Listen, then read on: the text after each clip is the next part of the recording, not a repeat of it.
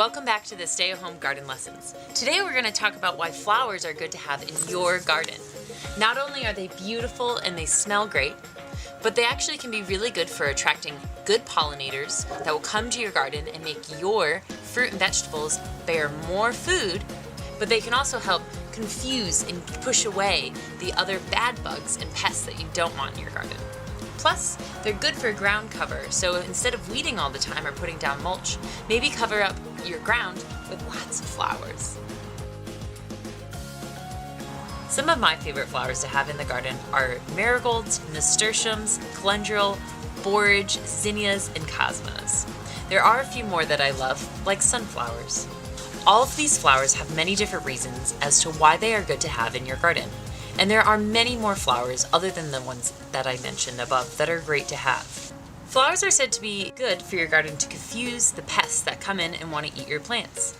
They can do that with their smell or their color, but there's also other plants that's said to do the same thing, like herbs or garlic, onion, dill, mint, and many more. But beyond that, flowers can increase the biodiversity in your garden, which increases the health of the soil, which makes the plants happier and produce more, and it gets your pollinators busy. Cosmos are one of those flowers that can attract really good bugs into your garden and happy pollinators.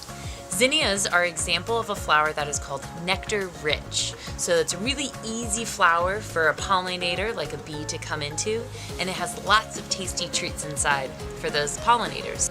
So it attracts all the good pollinators into the flower and the garden, which then helps pollinate the other flowers in the garden that might be actually on your vegetable plant, like a tomato or a pepper or an eggplant. All of those flowers really like when they have other pollinators in there helping them pollinate. Although zinnias can attract really good bugs, they can also be a trap for the bad bugs, just like the flower nasturtiums, which nasturtiums are edible.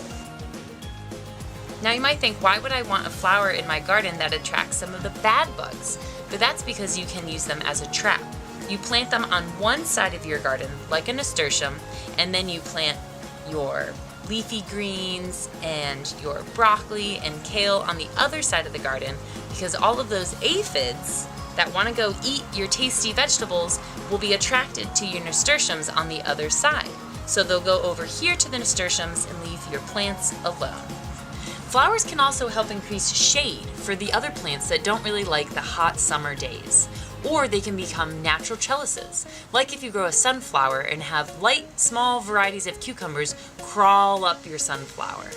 In addition, some legumes and cover crops have beautiful flowers that can cover the ground so no weeds grow in, and they can put nutrients back into your soil like nitrogen, where other plants like tomatoes and peppers might take the nitrogen out.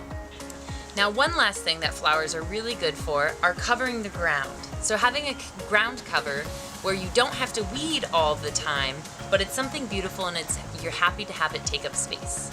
So things that flower or maybe herbs like thyme, plant those around the ground to have a ground covering instead of mulching or weeding all the time. Thanks for watching this video today, and have fun planting some flowers in your garden. Make sure to try out the tasty ones like nasturtiums, and have fun. Cut a few and make a bouquet. Have a great day.